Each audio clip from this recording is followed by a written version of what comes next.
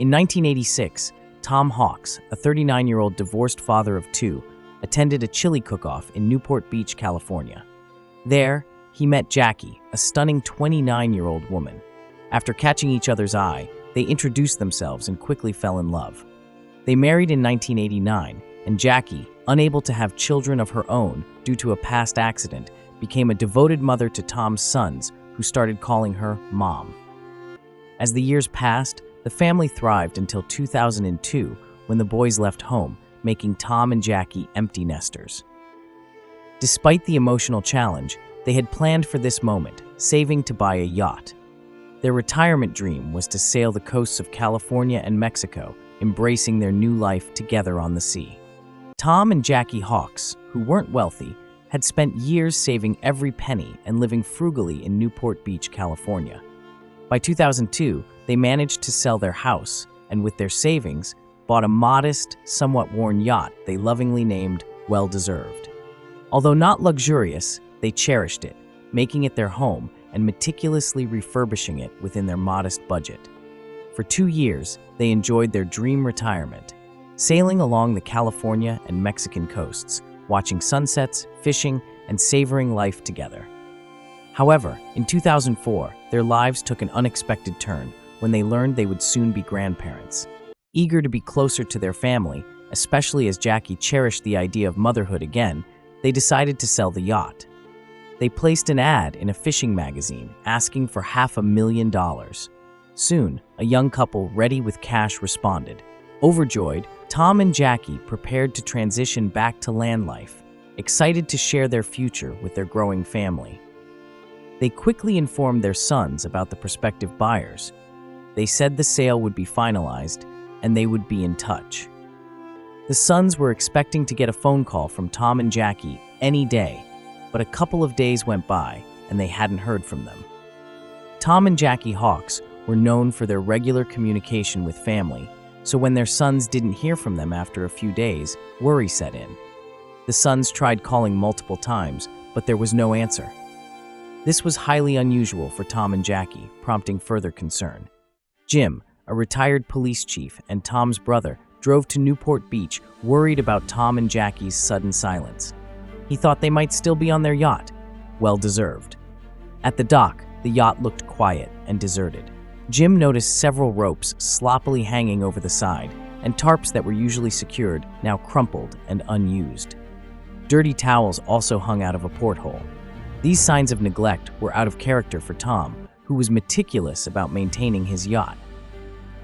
Seeing the disarray, Jim concluded that the yacht had likely been sold and that the new owners were not maintaining it well. This disorder suggested to Jim that someone else now owned the yacht, not Tom and Jackie. This unexpected state of things deepened his concern about where they might be. Jim hastily scribbled a note on his business card, expressing his urgency to speak with the new owners of the yacht. He explained that his brother Tom and sister-in-law Jackie, who had recently sold the yacht, were now missing. After leaving the card on the yacht, Jim and his friend walked away from the dock, but as they were leaving, Jim's phone rang. Answering the call, Jim heard the voice of Jennifer De Leon, a 21-year-old woman who introduced herself as the new owner of the yacht. She confirmed that she and her husband had bought the yacht from the Hawks. Like Jim, Jennifer was struggling to get in touch with Tom and Jackie. She mentioned that there were a few controls on the yacht they didn't understand and needed guidance on, hoping to speak with Tom about these issues. Jennifer also found some of Tom and Jackie's personal items left behind in the yacht's drawers, which she intended to return. During their conversation, Jim inquired about the last time Jennifer and her husband saw Tom and Jackie. She recalled the moment they finalized the boat sale, describing how they handed over the cash and watched Tom and Jackie drive away.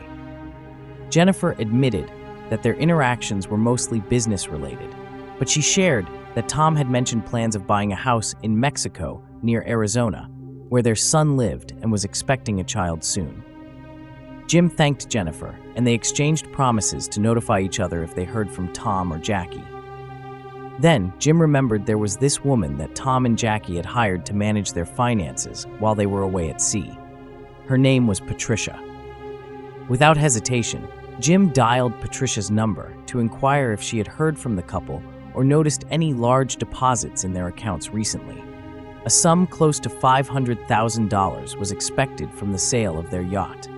Patricia confirmed that no such deposit had been made, deepening the mystery of Tom and Jackie's sudden silence. The absence of the expected funds was troubling and left them without a logical explanation. Concerned, Jim ended the call with a heavy heart and an unsettling feeling about the situation. Driven by his growing apprehension, Jim contacted the Newport Beach Police Department to report Tom and Jackie as missing. The police swiftly began their investigation, focusing first on the new owners of the yacht, the DeLeons. Their background check on Skylar DeLeon, a 25-year-old with a criminal history of armed robbery, instantly raised suspicions. A detective was dispatched to survey the yacht, named Well Deserved. At the dock, the detective observed the boat from the floating dock, peering inside through the windows. A glance revealed what seemed like a bloody handprint inside, prompting the police to secure a search warrant. However, upon closer inspection during a thorough search, the mark turned out to be merely rust, and no other incriminating evidence was found. Frustrated by the dead end, the police reached out to Skylar DeLeon, urging him to come to the station and provide a detailed account of his final interactions with the Hawks. The investigation was at a crucial juncture, with more questions than answers, and the urgency to uncover the truth about what happened to Tom and Jackie was palpable. Skylar arrived at the police station, eager to cooperate. He recounted to the detectives how a fishing magazine advertisement had first caught his eye, leading him to contact Tom Hawk about a yacht for sale. They met and tested the yacht on the water, a sea trial, much like a test drive, but for boats. Skylar was impressed and decided to proceed with the purchase. On November 15th, the transaction unfolded in a parking lot near the yacht's dock. Skylar, his pregnant wife, their young daughter, a notary, and a friend as a witness were present. Tom and Jackie Hawk arrived with the yacht's papers. The DeLeons handed over a suitcase full of cash, and in return, the Hawks signed over the yacht's ownership right there in the parking lot. With the paperwork complete, Tom and Jackie took their cash and drove off, possibly heading to Mexico. When the police questioned how Skylar could afford such an expensive yacht, he initially boasted about earning money as a minor actor on the Power Rangers during the 1990s. However, as he spoke, Skylar hesitated and then admitted the truth, that the funds hadn't come from his acting days. Instead, he confessed that the money was from an armed robbery he had committed against a drug kingpin before his incarceration. Skylar had hidden the stolen money and retrieved it after his release from prison. He explained that buying the yacht was a way to launder this hot money, turning the illicit funds into a legitimate asset which he planned to sell later for clean money. The police were taken aback by Skylar's open admission of his involvement in a money laundering scheme. Despite the gravity of his confession, they decided not to charge him due to his cooperation and transparency in the investigation. Skylar was allowed to leave, and the police then turned their attention to interviewing others involved in the sale of the yacht. They spoke with Skylar's wife, Jennifer, the notary, and the friend who had witnessed the final transaction. Each recounted the events consistently. Tom and Jackie Hawk received a suitcase full of cash, signed the necessary sale documents, and then drove away in their SUV. However, the descriptions of Tom and Jackie's demeanor varied slightly. Skylar portrayed Tom as somewhat anxious and paranoid about the large amount of cash, while the notary observed them as perfectly calm and ordinary. Faced with these conflicting accounts and no further leads, the police were stumped.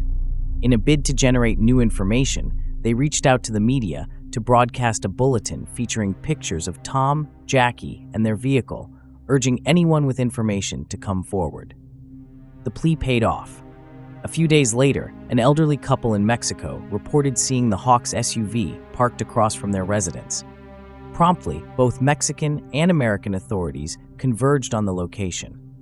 Expecting to find Tom and Jackie, or at least someone who knew them, the authorities were met with surprise when an unknown man answered the door.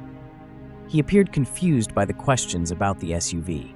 When asked if the vehicle belonged to Tom or Jackie Hawks, he denied knowing them, stating the SUV belonged to his friend, Skylar DeLeon. This new twist deepened the mystery and prompted further investigation into Skylar's activities and the true fate of Tom and Jackie Hawks.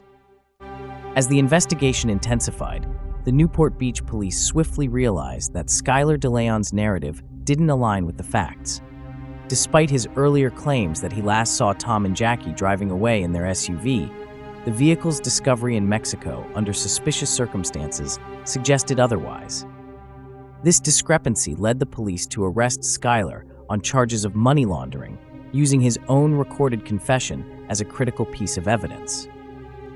With Skylar in custody, authorities conducted a thorough search of his and Jennifer's home, uncovering a trove of personal items belonging to the Hawks. Items like laptops and video cameras that clearly wouldn't have been left behind voluntarily. Despite the mounting evidence, Skylar maintained his innocence, claiming a massive misunderstanding, while his wife Jennifer publicly echoed these sentiments, asserting their concern for the missing couple on various talk shows. However, the police were unconvinced. The gaps and inconsistencies in Skylar's account prompted them to revisit other key witnesses from the yacht sale day. They brought back Kathleen Harris, the notary involved in the transaction. Initially, she repeated her earlier statement that she witnessed Tom and Jackie sign the sale documents and leave with their cash. But under more intensive questioning, Kathleen's story crumbled. She admitted she had never actually met Tom and Jackie and had been paid by Skylar to backdate the sale documents, a startling revelation that she had fabricated her previous testimony. The police then turned to Alonso Machain, another witness at the sale. Alonso initially stuck to the original story, but when confronted with Kathleen's confession, he faltered. Caught in his lie and realizing the gravity of his situation, Alonso was reluctant to divulge more. However, the promise of a reduced sentence persuaded him to cooperate fully with the investigators. Resigned, he agreed to tell the police everything he knew about the fate of Tom and Jackie, potentially unraveling the entire mystery surrounding their disappearance. Alonso, still in his early 20s and impressionable, found himself deeply entangled in a dangerous plot spun by Skylar DeLeon, whom he had befriended during Skylar's stint in prison. Skylar, leveraging their friendship, revealed a shocking secret to Alonso. He was an international assassin tasked with eliminating only those deemed bad by his employers. He claimed his latest targets were Tom and Jackie Hawks and offered Alonso a staggering $1 million to assist in the operation. On November 15th, the plan was set into motion. Skylar, along with Alonso and John Kennedy, a formidable figure with gang affiliations in Southern California, converged at the yacht's parking lot. However, the meeting was not for finalizing any sale, as previously staged, but for a much darker purpose.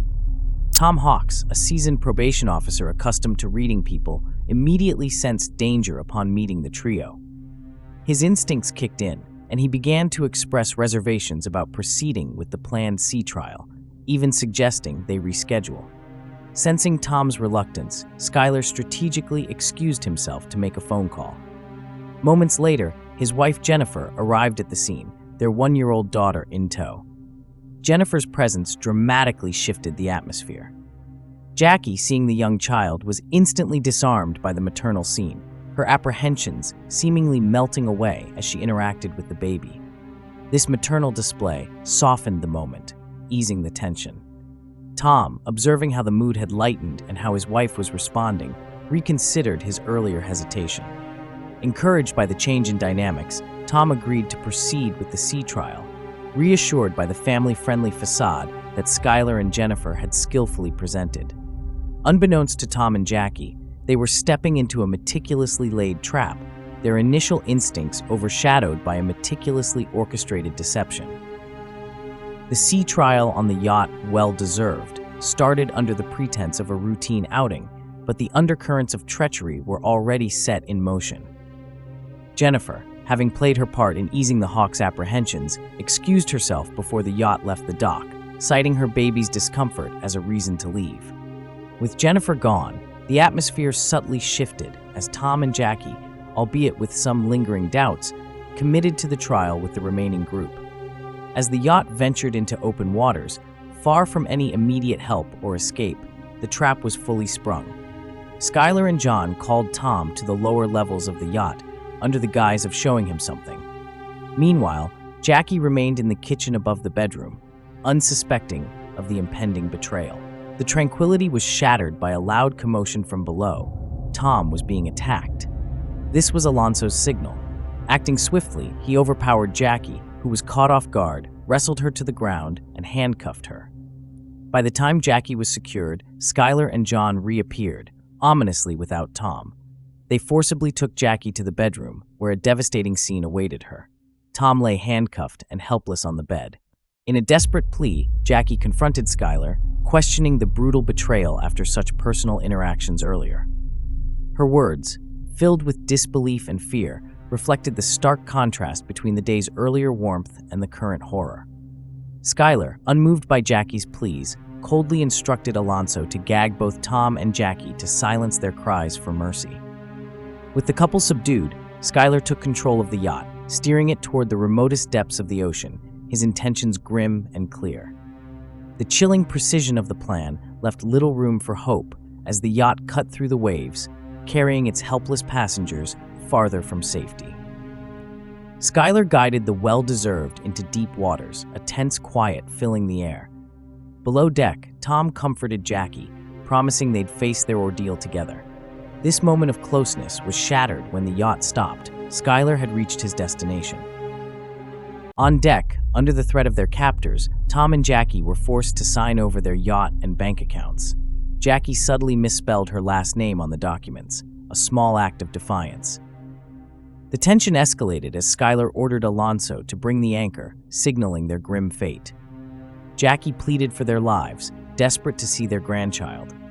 In a brief struggle, Tom managed to land a kick on Skylar, but their resistance was quickly subdued. Alonso returned with the anchor, and Skylar chained it to the handcuffs binding Tom and Jackie together.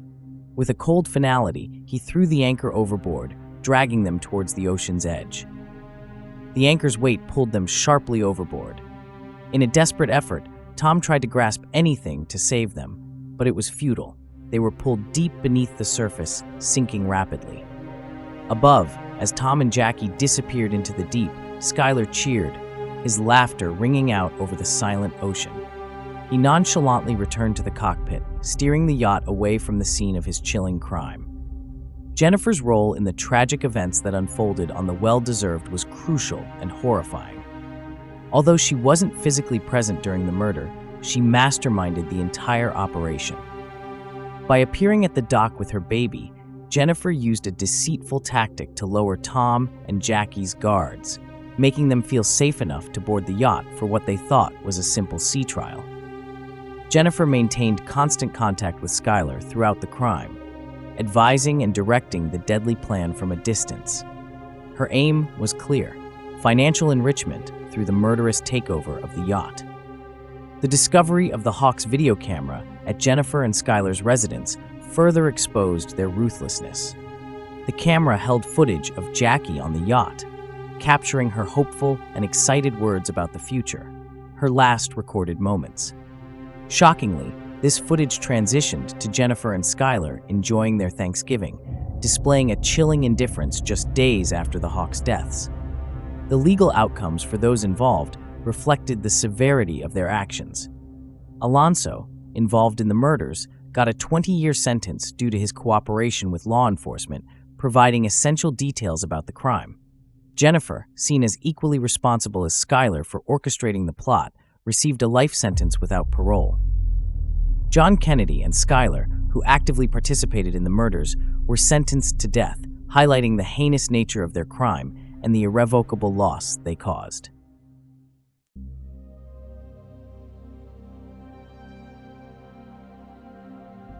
Thanks for sticking with us through that intense story. If you're feeling as shocked as we are, hit that like button. It really helps us out. And don't forget to subscribe if you want to dive into more mysteries like this one. Share this video too. It might just get someone else hooked on these true crime tales. Take care, stay safe, and we'll see you in the next video. You won't want to miss it.